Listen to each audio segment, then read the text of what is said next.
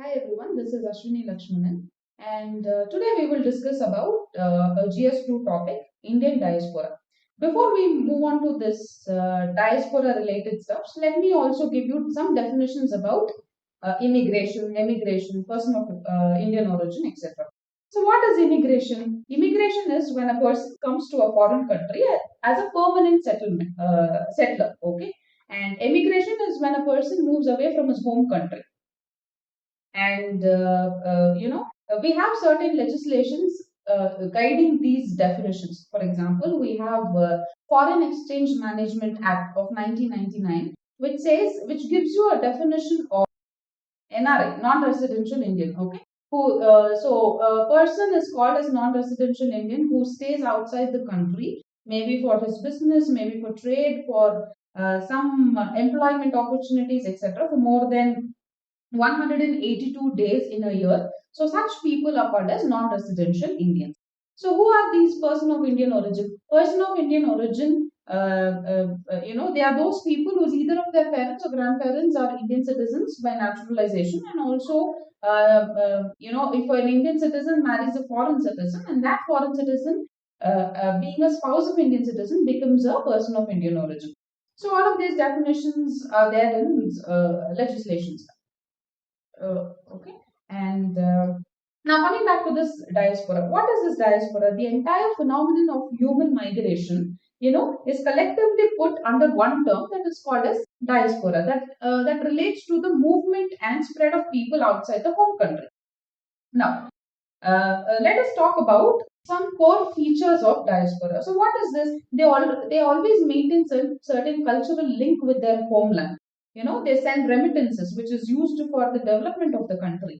They hold these cultural traditions to their heart, and also they influence our policies. Okay, with respect to the country's policies in which they reside in. So, and also they also put up a link between two important countries, okay, where they're staying and where their homeland. And also, when we talk about the core features of Indian diaspora, it is still people are maintaining their cultural traditions, family traditions. So it is a cultural link, between that country and this country. And they send remittances, I told you, for the development of the country. And they're also acting as an instrument for making India a global power to compete to make India to compete in the global competition. Okay, etc. For example, how Indian diaspora, influenced U.S. policies. Like we all know that the Vice President of the U.S. is Kamala Harris, who has an Indian origin. So it influences politics. It influences the laws there. It influences their policies. So they are very much important because they act as a bridge between those countries. So talking about the trend of the Indian diaspora, before that, let me tell you, people migrated, or talking about the migration trends, people migrated earlier for food, shelter, resources, and then the post World War II, the colonial states transferred the people, because there was a demand for labor in industrialized nations. So there was a transfer of people, there was transfer of labor, and the people also migrated for increasing their job opportunities, for increasing the standard of living, etc. And now if you see, because of the globalization, people are traveling, people are migrating to the other countries for much more job opportunities, for to increasing the standard of living. And because there is a demand of their skill in that country, etc. And people are also, we should not forget this, people are also migrating because there are political instabilities in their country, and this leads to, ultimately, refugee crisis. Let's go back to a little bit of history now. During ancient times, during Chola period, there were migrations. People migrated to the Southeast nations because they had a powerful navy. In the British era, there was a first wave of migration where people migrated because there were demands for labor in the industrialized countries, and one system of British transferred humans from colonial states to their countries, to their countries which was witnessing industrialization. That system is, indentured labor migration system. It is just a contract with the laborers, and yeah, in fact, if they want to break the contract, they have to appear before the magistrate and all of those things. So this ultimately led to bonded labor system. This ultimately led to forced labors. Okay, and there were such laborers in the African states, and they were experiencing exploitation. They worked in plantations, ruthlessly. Uh, Yes. And during our national movement, the Congress traveled abroad to check the status, to check the status, and also to note down their interests in the economic, in their economy, and they also tried to protect their economical interests, etc.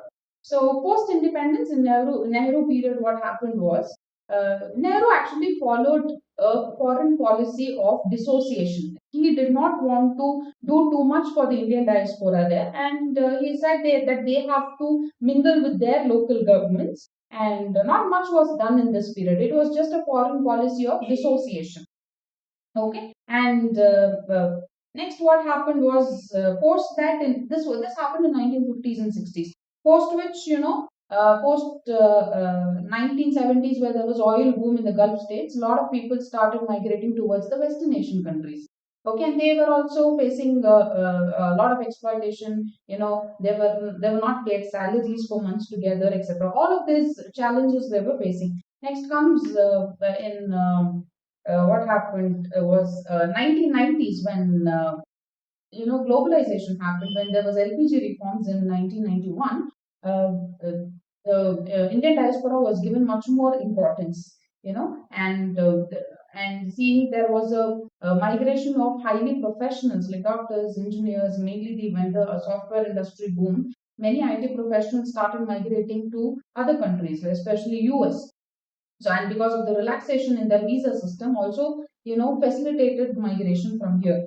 And so these are the things, and now not only government is focusing on all of these people, okay, because they act as a bridge between the two nations, but they're also making them as an instrument for making our nation a global power. And there are a lot of, schemes and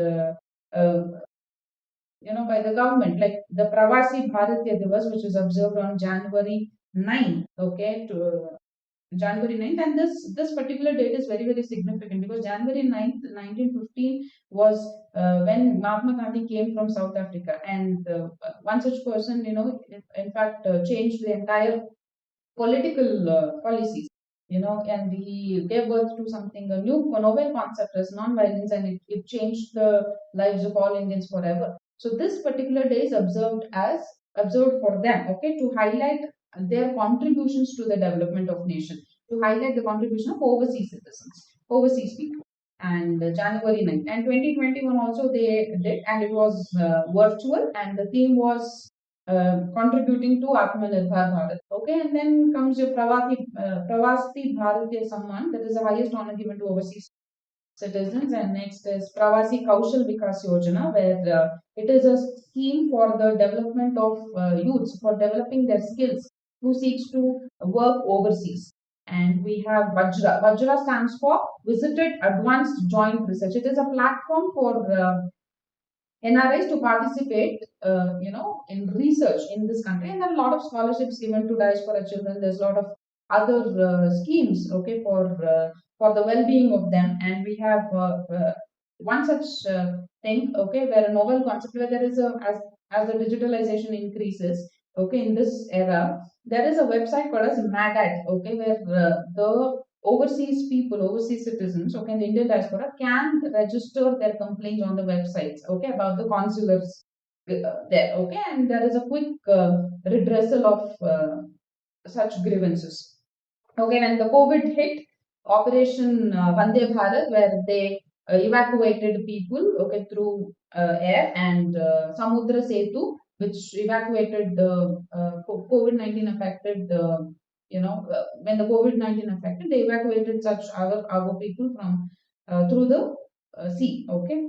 And we have a lot of people living in the other states of other states and other nations, and it becomes very important for the country to make such policies to address their challenges.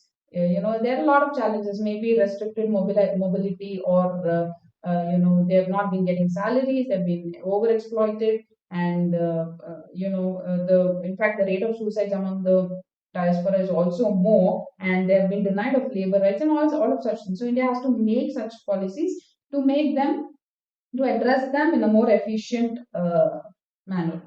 And I hope this video is informative. Thank you.